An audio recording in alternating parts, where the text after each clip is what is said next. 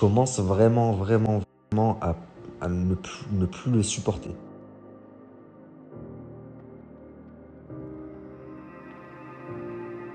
Bonjour à tous, j'espère que vous allez bien et que vous passez une excellente journée. On se retrouve aujourd'hui pour une nouvelle vidéo sur Nabil El Moudni qui se confie. En effet, connu pour balancer des scoops sur des influenceurs et candidats de télé-réalité, le jeune homme a rapidement vu sa cote s'accroître sur les réseaux sociaux et notamment sur la plateforme Snapchat où il accumule le million de vues. Mais depuis plusieurs mois maintenant, Nabil s'est vu censuré de plusieurs réseaux sociaux dû aux scoops qui dérangeraient certains. Il utilise alors que très rarement le compte Instagram de sa femme pour s'exprimer. Et hier, lors d'un question-réponse sur la plateforme Instagram, Nabil s'est confié et explique pourquoi il est autant absent et s'il envisagerait de retrouver ses followers et continuer d'éclaircir certains sujets comme il a l'habitude de faire. Je vous laisse avec sa réponse et n'oubliez pas de vous abonner et d'activer la cloche pour ne plus rien rater. Prochaine vidéo. La famille, je vais vous expliquer un truc. Donc, je vais vous parler français. Ouvrez grand vos oreilles. J'ai peut-être possibilité de récupérer mes réseaux sociaux et que tout s'arrange pour moi, Inch'Allah, que je récupère mon activité, que je puisse interagir à nouveau avec vous, ma communauté, comme l'année dernière, tous les jours. Mais à côté de ça, comment dire, il y a des codes à respecter, ce qui est normal comme dans toute activité. On se plie aux règles, on respecte le code, et ce depuis plusieurs mois, même si, comment dire, même si des fois j'ai des vieilles habitudes qui me reprennent et ça me mange et j'ai envie et je pourrais retourner Internet. Ensuite, j'ai la raison qui me reprend, puisque aujourd'hui j'ai une famille et je dois faire ce qu'il y a de mieux, et pour moi et même pour vous, parce qu'en soi, ça ne doit pas être marrant pour vous de me voir là de temps en temps. Snap de ma femme, je fais une story, elle est supprimée, et je pense que ce serait mieux pour tout le monde que je récupère mes réseaux sociaux et que vous puissiez me suivre comment on dit récurrent, ouais, quotidiennement, et voilà. Maintenant, moi, je respecte ma part du contrat, et ce depuis plusieurs temps. Si de l'autre côté, rien n'y fait, même avec tout ce que j'ai fait, je ne peux pas récupérer mes réseaux sociaux, bah à ce moment-là, je ferai les choses comme moi. Donc, pour tous ceux qui me disent, mais parle sur YouTube, s'ils suppriment la story et tout, je me dis, c'est pas grave. S'ils suppriment, c'est que ça devait pas être là, tant pis.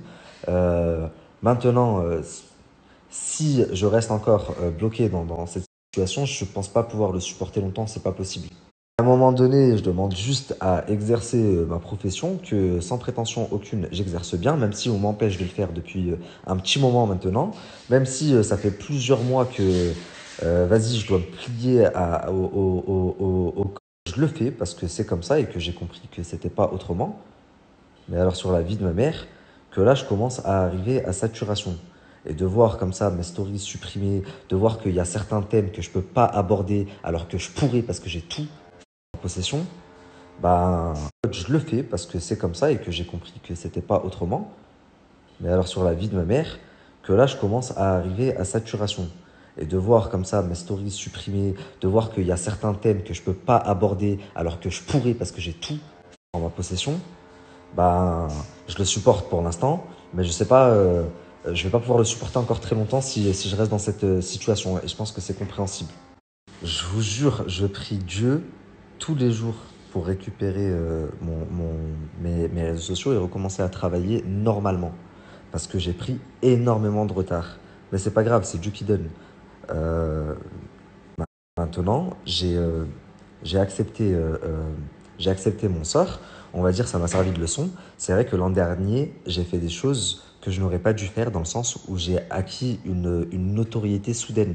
Vous vous rendez pas compte ce que c'est que 1 million de vues quotidiennement pour quelqu'un qui n'a jamais fait de télé. Ça veut dire que j'étais pas habitué, j'étais pas encadré, mais aussi parce que je voulais pas m'encadrer. Dès qu'on m'approchait, dès que je voulais rester TS, je savais tout, et je faisais des choses que quelqu'un avec 1 million d'abonnés ne devrait pas se permettre de faire et ne pas faire. Donc on va dire que, vas-y, ça m'a servi de leçon. Il y a certaines choses que je regrette. Ça fait maintenant plusieurs mois que j'ai été puni, entre guillemets, mais c'est bon. J'ai compris, on a discuté, j'ai compris, je me suis excusé, j'ai compris mes erreurs. Ça ne veut pas dire que j'ai fait que des erreurs, hein. J'ai fait 2, 3 erreurs que je n'aurais pas dû faire. Il y a beaucoup de choses que je ne regrette pas, toutes mes dénonciations, etc. Et ça a quand même été une aventure de dingue. Ça m'a mené là où je suis aujourd'hui. Et même si aujourd'hui j'ai pris du retard, j'ai quand même, je suis quand même fier de tout ce que j'ai fait et de où ça m'a mené. Par contre, maintenant, ça fait plusieurs mois qu'on me fait miroiter, c'est bon, c'est terminé, tu vas pouvoir revenir, et que ça commence à traîner, et je commence vraiment, vraiment, vraiment à ne plus le supporter.